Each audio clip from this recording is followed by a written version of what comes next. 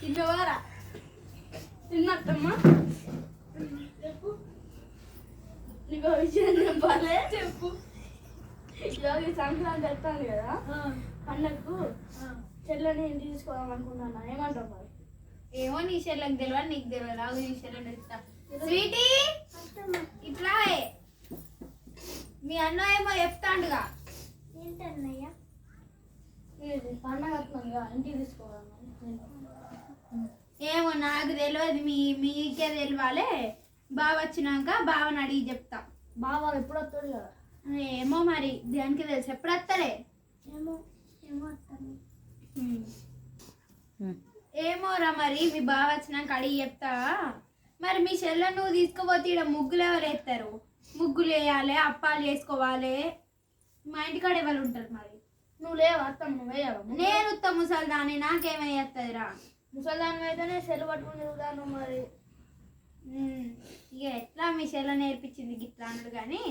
ఇక బాగా వచ్చినాక పంపుతా రేపు సరే మరి సరే బాగా ఎట్లా రేపు వస్తాడు కదా చెల్లెని తీసుకోవచ్చు కదా రేపు బాగా ఒక్కడు అని సరే మరి తీసుకో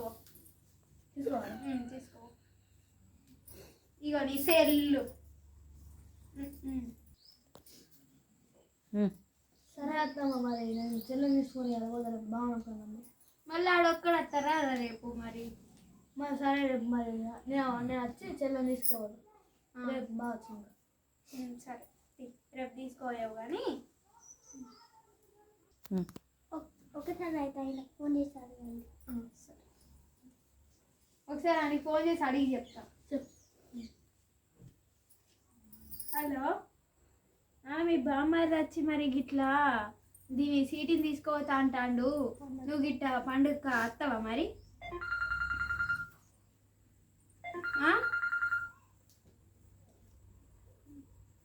సరే 2 రోజుల దాకా వీలు కాదా సరే చెప్తుంది ఆయనకి 2-3 రోజుల దాకా వీలు కాదట కదా ఆయనకి 2-3 రోజుల దాకా వీలు కాదట మరి ఆడు 2 రోజుల దాకా రాడట సరే అత్తమ్మ రేపు బావలు రమ్మని సరే అత్తమ్మ ఇట్లా బావ 2 రోజుల దాకా రాడుగా ఇది సంబంధం చెల్లెను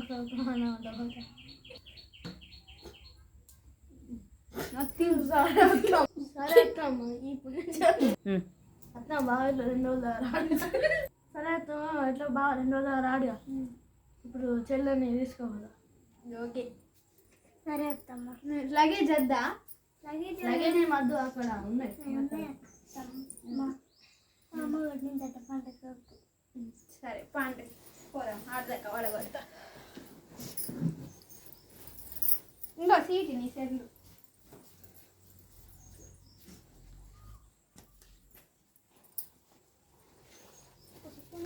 అత్తమ్మ ఇట్లా ఒకదాని ఉంటావు కానీ ఫోన్ తెచ్చుకో మా దగ్గర ఫోన్లు ఉన్నాయి సరే